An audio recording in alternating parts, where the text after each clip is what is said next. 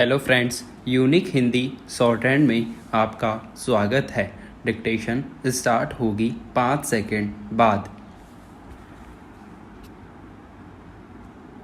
Start. Afghanistan में अमेरिकी सैनिकों की मौजूदगी काफ़ी लंबे समय से एक जटिल प्रश्न बना रहा है। हालांकि पिछले कुछ समय से कई बार ऐसे मौके आए जब अमेरिका की ओर से अपनी सेना को अफ़गानिस्तान से वापस बुलाने की बात कही गई, लेकिन किसी न किसी वजह से वे फैसले अंजाम तक नहीं पहुंच सके।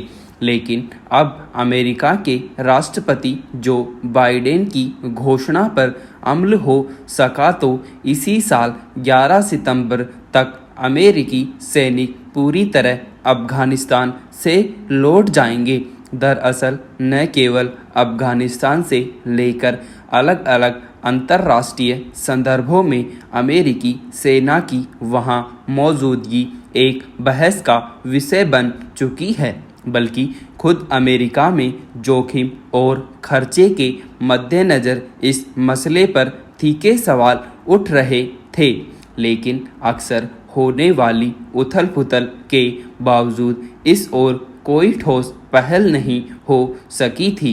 अब बाइडेन ने साफ शब्दों में कहा है कि 11 सितंबर का हमला इस बात की व्याख्या नहीं कर सकता कि अमेरिकी बलों को 20 साल बाद भी अफ़गानिस्तान में क्यों रहना चाहिए और वक्त आ गया है कि अमेरिकी सैनिक देश की सबसे लंबी जंग से वापस आएं। मतलब है कि इस साल 11 सितंबर को अमेरिका में हुए बड़े आतंकी हमले की 20वीं बरसी है।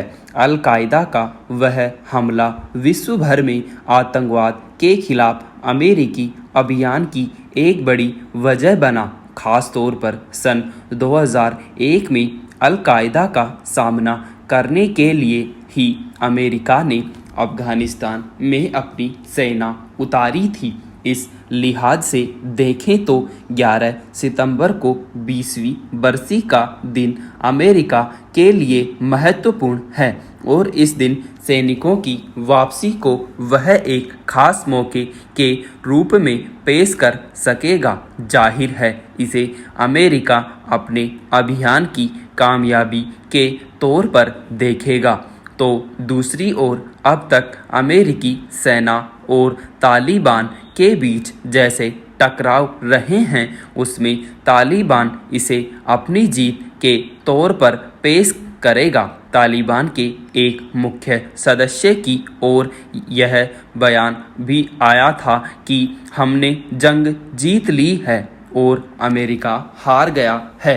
इसके अलावा तालिबान की ओर से यह भी कहा गया कि हम किसी भी चीज़ के लिए तैयार हैं। ऐसी स्थिति में फ़िलहाल यह कहना मुश्किल है कि अफ़गानिस्तान से अमेरिकी फ़ौजियों के लौट जाने के बाद वहां के हालत में क्या सुधार आएंगे, लेकिन वहां अपने सैनिकों की मौजूदगी से अमेरिका को जो बोझ और नुकसान उठाना पड़ा है, उसमें इस कदम को निश्चित तौर पर एक महत्वपूर्ण घटनाक्रम के तौर पर देखा जाएगा।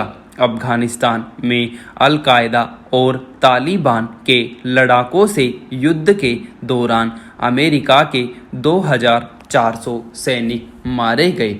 इसके अलावा इस युद्ध पर अमेरिका अब तक 150 लाख करोड़ रुपये से ज़्यादा खर्च कर चुका है। इसे बाइडेन के बुधवार के बयान से भी समझा जा सकता है, जिसमें उन्होंने कहा कि अमेरिका इस जंग में लगातार संसाधनों की आपूर्ति करता नहीं रह सकता। जहां तक कामयाबी का सवाल है तो करीब 10 साल पहले मई 2011 में अमेरिका ने ओसामा बिन लादेन को मार गिराया, मगर वह अब भी यह दावा कर सकने की स्थिति में नहीं है कि तालिबान खत्म हो गया। या अफगानिस्तान में शांति कायम हो गई।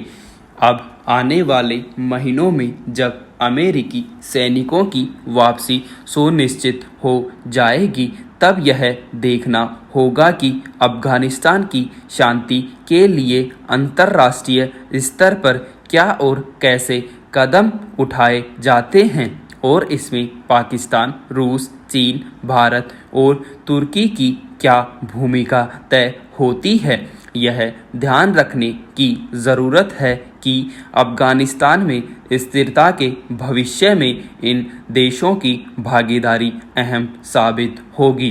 कोरोना से निपटने के लिए कई राज्यों ने जो सख्त प्रतिबंध लगाए हैं उन्हें और नहीं टाला जा सकता था। सबसे ज़्यादा मार झेल रहे महाराष्ट्र ने पूर्णबंदी तो नहीं की, लेकिन उसी से मिलते जुलते कठोर कदम उठाए हैं।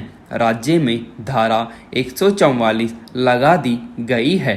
उत्तर प्रदेश, राजस्थान, मध्य प्रदेश, छत्तीसगढ़, कर्नाटक, गुजरात, पंजाब और केरल जैसे सर्वाधिक प्रभावित राज्यों ने अपने यहाँ रात का कर्फ्यू लगा दिया है। स्कूल, कॉलेज बंद कर दिए गए हैं। परीक्षाएं भी रद्द कर दी गई है।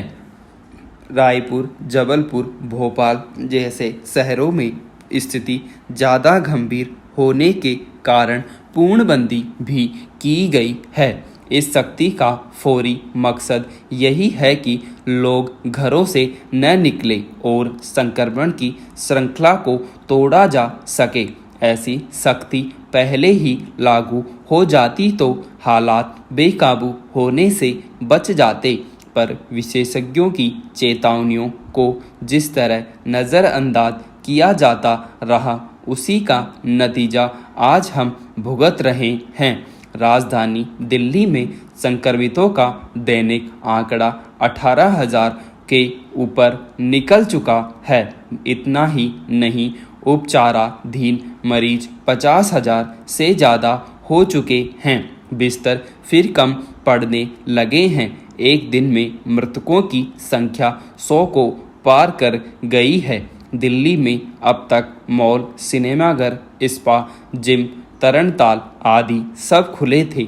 ऐसे में संक्रमण नहीं फैलता तो और क्या होता। पूरे देश का आंकड़ा देखें तो बुधवार को संक्रमितों का रोजाना का आंकड़ा 2 लाख पार कर गया। संक्रमण के फैलाव और इससे होने वाली मौतों, नए मामले आने और सक्रिय मामले बढ़ने की दरों के नए रिकॉर्ड बन रहे हैं। इसलिए भारत अब कोरोना की सबसे तगड़ी मार झेलने वाला दुनिया का पहला देश हो गया है। चौंकाने वाला आंकड़ा यह भी है कि अब दुनिया में हर 10 में चौथा मरीज अपने यहाँ का है। देश के तमाम शहरों के अस्पतालों और शमशानों से आ रही तस्वीरें हालात की भयावहता बता रही हैं। उधर विशेषज्ञ चेता रहे हैं कि महामारी का सिलसिला थमने के फिलहाल कोई आसार नहीं है। संक्रमितों का आंकड़ा रोजाना 15 से 20,000 की दर से बढ़ रहा है। जाहिर है एक दिन में संक्रमितों का आंकड़ा 3 लाख पहुंचने में कोई ज़्यादा वक्त नहीं रह गया है। गौर करने की बात यह है कि अस्पतालों में बिस्तरों और दवाइयों की कमी अभी से होने लगी है।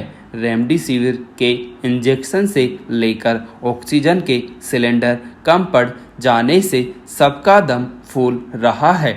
यह संकट की घड़ी है। इसमें हम जितनी सूझबूझ और संयम से काम लेंगे, उतनी जल्दी संकट से बाहर आ सकेंगे। ऐसी आपदाओं से देशों की अर्थव्यवस्थाएं पटरी से उतर जाती हैं। आम जन की माली हालत खराब हो जाती है। व्यापार बैठ जाते हैं। पिछले 1 साल से हम यह देख भी रहे हैं। बहरहाल आज जिस तरह के हालत हैं, उसी में जीना भी है। और कोरोना को भी हराना है, लेकिन कुंभ में जो भीड़ उमड़ रही है उसके बारे में केंद्र और राज्य सरकार चुप हैं। उत्तराखंड सरकार पहले ही हाथ खड़े कर चुकी है कि रोजाना 50,000 जांच करा पाना संभव नहीं है। जांच का यह आदेश हाईकोर्ट ने दिया था। विराम।